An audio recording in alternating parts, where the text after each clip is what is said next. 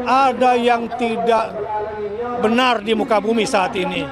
Itulah karenanya kenapa hari ini kita semua bersama-sama berkumpul di depan kedutaan Amerika Serikat.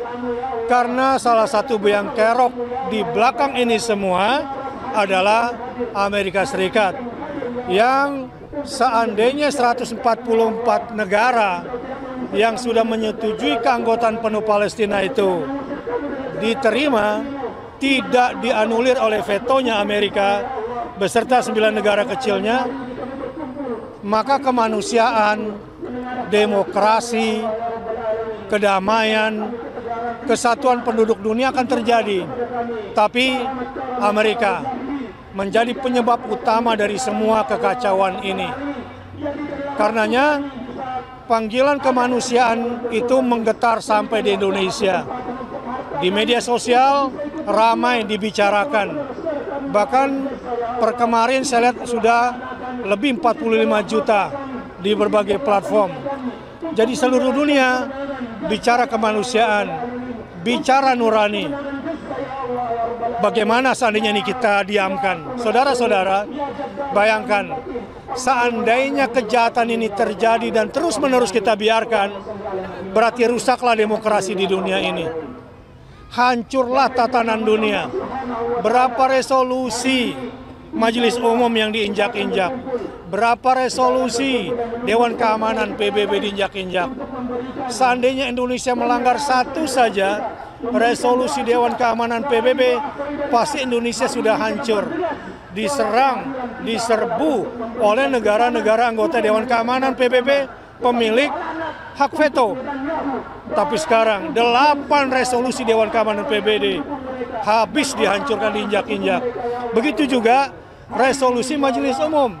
Seandainya satu saja resolusi Majelis Umum PBB dilanggar oleh Indonesia, pasti Indonesia sudah dikucilkan oleh masyarakat dunia, diboikot ekonominya. Tapi apa yang terjadi dengan Israel? Beberapa resolusi umum PBB, Majelis Umum PBB, semuanya diabaikan. Bahkan terkait dengan masalah yang paling sensitif, masalah kemanusiaan, ini diinjak-injak. Bayangkan kalau sampai Israel dibiarkan dan menghancurkan, membumi hanguskan, mengetnis cleansingkan. Ini orang Gaza nggak tahu deh bakal jadi apa dunia ini ke depan. Hancur demokrasi. Mungkin dunia ini sudah seperti hutan. Yang terjadi di muka bumi adalah hukum rimba. Yang kuat dialah yang menang. Yang jahat dialah yang benar. Yang menipu dialah dianggap yang dipercaya. Kacau dunia ini. Karenanya all eyes on Rafah sebetulnya mengajak seluruh manusia agar kembali kepada lini kemanusiaannya, kembali kepada nuraninya, kalau bahasa agamanya kembali kepada fitrahnya, agar masyarakat dunia yang harusnya menjadi satu penduduk yang damai, satu penduduk yang saling menjaga satu sama lain, penduduk dunia yang saling menguntungkan satu sama lain, harusnya terbangun. Tapi kalau ini dibiarkan, maka apa yang terjadi? Kacaulah tatanan sosial dunia ini. Pak, lantas untuk tuntutan hari ini apa saja, Pak? Pertama, semua tuntutan di muka bumi ini nggak ada yang didengarkan. Kutukan, laknatan, apalagi bahkan resolusi PBB tidak ada yang didengar. Maka tuntutan tertinggi kita pada hari ini adalah menuntut nurani sedunia. Agar kita kembali pada kemanusiaan kita semua. Mari sama-sama berjalan di atas jalan yang benar, patuh kepada hukum-hukum internasional, dan dengan sendirinya nanti masyarakat internasional akan bergerak dengan caranya. Sebab yang kita hadapi ini bukanlah orang yang punya otak. Yang kita hadapi ini bukanlah satu bangsa yang paham akan peraturan dan hukum. Yang kita pahami adalah satu-satunya yang dia pahami adalah bahasa kekerasan. Maka kalau ada tuntutan dari sini, yang kita tuntut adalah segera kirimkan pasukan militer perdamaian sedunia. Indonesia khususnya, jangan ragu-ragu lagi. Segera menjadi inisiator terdepan untuk mengirimkan pasukan militernya. Tidak ada pilihan lain. Pemuda-pemuda dari TNI harus siap menjadi yang terdepan, menegakkan pembukaan Undang-Undang Dasar Indonesia yang sangat pro kepada kemanusiaan, sangat pro pada keadilan, yang anti pada penjajahan karena tidak sesuai dengan pri kemanusiaan dan pri keadilan. Saya berharap TNI menjadi pelopor dan Indonesia menjadi negara besar ketika mengirimkan TNI-nya. Semoga Menteri Pertahanan Bapak Prabowo jelang kenaikannya sebagai presiden terpilih mengambil peran sentral di dunia, menunjukkan kekuatan integritas kepemimpinan Indonesia dari sisi moral.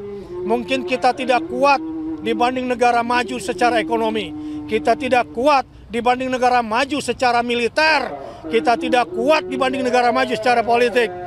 Tapi tampillah Indonesia dengan TNI-nya sebagai negara terdepan dalam menegakkan moral, kemanusiaan, dan demokrasi di muka bumi. Untuk kalau tadi ada harapannya untuk pemerintah Indonesia sedikit, karena di AS Bapak menilai sebagai biang keroknya, apa yang ingin Bapak sampaikan kepada pemerintah AS hari ini dan apa gerakan selanjutnya, Pak? Kepada pemerintah Amerika Serikat, dunia sudah tidak percaya dengan bahasa kemanusiaan Anda. Kepada pemerintah Amerika Serikat kami katakan, double standard atau kemunafikan atau hipokrit yang Anda terapkan, di muka bumi membuat Anda kehilangan legitimasi. Lihat, dunia tidak percaya lagi kepada Anda untuk menjadi penengah dalam kasus ini. Bersyukur ada Qatar, ada Mesir yang dipercaya oleh dunia untuk menjadi mediator dalam hal ini. Amerika tidak lagi menjadi pilihan bagi masyarakat dunia karena keputusan Anda yang memveto. Veto Anda telah merusak nilai kemanusiaan. Veto Anda telah merusak demokrasi. Veto Anda sudah menimbulkan kekacauan di muka bumi. Tapi masih punya harapan. Seandainya Amerika kembali kepada kemanusiaannya sebagaimana negara sekutunya, Prancis, Italia, Inggris, dan negara-negara lainnya yang sudah mulai abstain, mungkin Amerika bakal dilihat lagi oleh dunia sebagai polisi dunia, mungkin masih bisa diterima. Sebelum terlambat, Amerika harus mengambil keputusan yang tepat sebelum Amerika betul-betul dikucilkan oleh masyarakat dunia. Dunia nggak peduli lagi dengan uang Anda, dengan politik Anda, dengan militer Anda. Tidak peduli lagi, kecuali Anda kembali kepada moral Anda. Baik Pak, terkait dengan kegiatan hari ini, apakah ini juga sebagai bentuk untuk mendesak sidang ICC? Ya, sidang ICC yang akan dilangsungkan, bahkan akan ada pertemuan darurat di tingkat PBB. Kita datang bersama-sama di sini dan tidak akan pernah berhenti setelah ini.